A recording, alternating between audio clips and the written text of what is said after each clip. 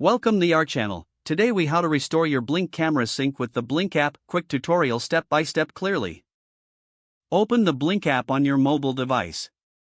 Make sure you are logged into your Blink account. Select the camera that is out of sync from the list of devices. Tap on the gear icon to access the camera settings. Scroll down to find the sync module option. Check the connection status of your sync module. If the status shows disconnected, proceed to reconnect it. Power cycle your sync module by unplugging it for about 10 seconds. Plug it back in and wait for the lights to stabilize. Next, return to the camera settings in the Blink app. Tap on Reconnect to sync module. Follow the on-screen prompts to complete the reconnection process. Once reconnected, check the camera status to ensure it's online.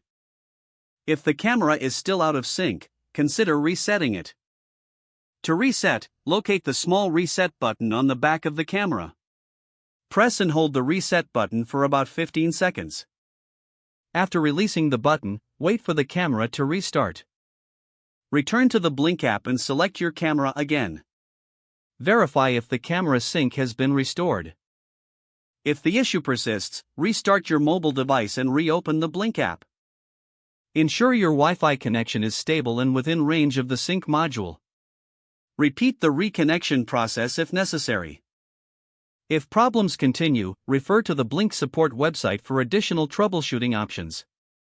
If the page does not load, refresh the browser or try again in a private or incognito window. Make sure you are using the correct email address, then retype it carefully to avoid small typos. If your password is not accepted, use the reset option and create a new strong password you can remember. Check your spam folder for verification or security emails, then complete any requested confirmation steps. Enable two-factor authentication if available to improve account security and reduce unauthorized access risk. After signing in, review your profile details so your contact information and settings are accurate and current. Don't forget to like this video and subscribe to our channel for more step-by-step tech guides.